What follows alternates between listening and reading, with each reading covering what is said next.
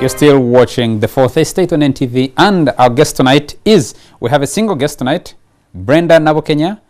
She's been given a second chance by the people of Luweero to serve them as their member of parliament after the by-election on Thursday. She won with 38,582 votes, beating her closest rival, Rebecca Naluanga of the National Resistance Movement, with more than 10,000 votes. And that was the third election in Luweero for a woman member of parliament after 2011. The first by-election was held in December 2011, and this was the second by-election because the elections were all challenged. I wonder if no one is going to contest this one once again. Brenda, do you think there is another court petition going on? I have I've not been served any papers by anyone, so I cannot. So you're going to take a second oath in parliament as a member of parliament? Yes, I am. Okay. Chris, the question of the behavior of the former Vice President, Gilbert Balibaseka of Kenya. Any surprises for you? Because a lot of our viewers would have wanted us to have Gilbert Bukenya in this studio tonight, and we'll extend an invitation to him when he can to come and explain himself and his changing positions. See, like I've said, for the opposition, they must clearly tell us their points of convergence. Because even when they move as a group, they still remain independent parties. So unless the points of convergence are known, it can only be postponing party problems. But that is for them to decide. I am not in their meetings to know what they are discussing. But as an observer, I would think if it is only by-elections and if it is only change of regime that is bringing a convergence between DP, UP, DC and whatever, then they might have to rethink. Because that can happen and still they remain not parties we think. But for Bukenya, it is a very difficult thing to conclude. But one, I see two things. One of them is that we still lack principled politicians in this country. And I don't still think we have people who believe in parties because they agree with their ideological orientation. You know, we're talking about ideological anarchy. So NRM has promoted it, and NRM has everything because they said they are everything, and therefore they are nothing. So individuals are there. Today they are NRM. The day the chicken is off, they are not NRM. So you cannot know whether Bukenya appeared there because the chicken was removed, or Bukenya appeared there because he genuinely believes that Luweero has been given a raw deal. Of which I would ask a question. During campaigns for Nabokena, I did not hear him say, I proposed this program for Luweero, they stopped it. I tried to bring tractors here, they stopped it. For that reason, I'm saying, don't go for NRM, go for DP, who's Nabokena. He only asked them, you promised you a hospital, where is it? Who was the one promising? A vice president is unable to know. He could not even follow up a hospital. That's one way to look at it, that the Bukenya is playing politics of relevance, going by the crowd. Perhaps he read and knew that Kisa Besije, Lukwagos, the Mpugas had already worked up Luweero and there was eminent victory. So you opportunistically run there and say, I am also part of this victory. So he was taking advantage of Nabokenya's own popularity. It is a possibility that really this young girl is going to pass. So let me go there and show that my presence contributed to this. The other way to look at it but is... But he faces consequences in his party. They're threatening to subject him to disciplinary action. That threat means nothing. I'm actually coming to that. Other than seeing Bukenya as an opportunist, trying to rebrand himself and gain clout, we could also look at the NRM. What is this what is it in NRM, like trying to say, that makes it to lack that cohesion in spite of being in the power for the last 30 years? A party in the power for 30 years should have built a structure, should have built a modus operandi, which now takes care of this. Because it's not the first time it is happening. You can see, if you draw from our political history, the Uganda People's Congress actually began disintegrating in the 60s. Under similar circumstances NRM is going through now.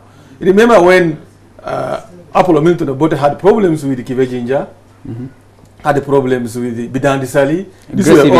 Gracie Binjira, I think was later. The same time, that's about 1966, yeah, I think. Same time, Gracie Binjira, I remember him expelling Professor Dan Nabdere the late. You could see Obote disagreeing with his party ideologues. The moment he made a mistake to expel the Obotes, The Bingiras. The Bingiras, the Nabuderes, the Kivejinjas, the Bidandisalis, who used to speak their minds. The Kivejinjas are an intellectual, who were intellectuals. Obote alienated himself from the honest and free-speaking cadreship of UPC. And what did he build? He built the opportunistic cadreship. Everywhere. You are the one. You are everything.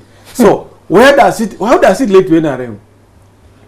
These intra-party conflicts in Uganda will not undermine FDC, UPC, DP, more than it will undermine the NRM. Okay. Because if you decided to discipline Bukenya, will you address the issues that Bukenya is talking about? Which issues resonate with the majority of the population today? That actually what he's saying is what obtains on the ground. And is expulsion the only means you can build a consensus with the people who disagree with you? Moreover, this has been a person at the higher table. He has, by being a vice president, he has had opportunity to provide... And by being a vice chairperson of the party. No, especially being in government. Being in government means allocating resources and building a cadreship. By virtue of the time that he has been a minister for presidency, he has been a vice president, in one way or the other, Bukenya has positively impacted on the lives of some individuals. Okay. So when you go for him, you are actually telling the party, go away with all the people who support Bukenya. Brenda, let me come back to you on this question.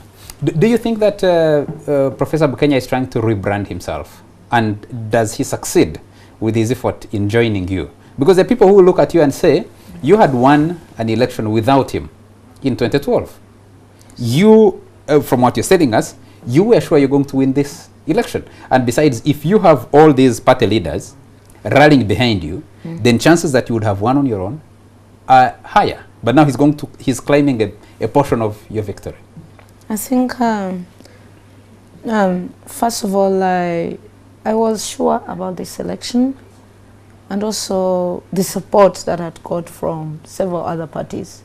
It was very clear that depending on how we're mobilizing and the voice from the people, you could see that we had genuine support and it could lead to a victory. So Bukenya joining us at the last rally, I would say, I don't know what his reasons were. You did invite him? You didn't go to lobby him to ask him? Of course, I wrote him a letter asking him to support me. As any other candidate, you'd write even to NRM people. How do you, as a DP member, feel if Norbert Mao went to Mbaran campaign for an NRM candidate? Of course, it also depends. It also depends on the situation. I think for the last, before even the by-election, we should look at the relationship of Bukenya with the party. There have been issues. He was in a by-election, he was taken to prison, and it looked like the party had abandoned him to an extent. And he needed friends, allies, I would say. It is normal. And if someone is there wanting to serve and wanting friends, and he receives a letter from someone who thinks that he's useful in a campaign, I think it wouldn't be bad when he turns up. I don't know if Naranga had contacted him, but I did, I must say that. Okay. So I think he's coming. It doesn't matter. I had maybe won the election, or it was clear that I was going to win an election. But it was also a strong, I would say, like, moment for the whole campaign. That here was a big cadre in the NRM who was saying, no, the time has come for us to see things the way they are. But there are issues. For DP, Betty Namboze, Matthias Mpuga, Medard Segona, and many more did campaign for FDC candidates. Yes. But their disagreements with their party president was on strategy and ideologically. Yes. They said, for now, for us to cause change in this country, we need to move as one front with as opposition, which a section of DP did not buy into. For you to liken that to Bukenya, because he went to prison, and therefore is justified to protest against his party without actually coming out to say These are policy positions where I'm disagreeing with my party, and I think in this case I'm going to support Nabokena. It is actually a promotion of impunity and indiscipline in the party. Would you love that in UPC? I mean, in this some people argue No, on that and say that... I really want to say something. Yes, some people might say that maybe Mr. Bukenya is actually on a journey. And Luweero was one step. A journey must start from where? Where is this journey starting from? Go ahead and respond to this. So I also respect ideology in one way or the other, because when you look at all the opposition parties, we are ideologically inclined to something in one way or the other. You might find DP is center right or center left, then FDC is right party. But we agree that we have common problems beside ideology. I am among those who didn't agree so much with the inter-party platform. But I think... In 2011? Yes, in 2011. And I must say that we've all learned from our mistakes. But you have benefited from it now. You have been the biggest beneficiary. After some years, After some not years. then. Because I am talking about 2011. And he's right when he says that when do parties decide to converge, why did they decide maybe at this moment? But I must say that we all learned from the mistakes of 2011. Yes. When we went back to our people, they were like, we needed one opposition candidate. As for the presidents, also parliament, and also the lower level. And if you really want support, you must also listen to what the people are saying.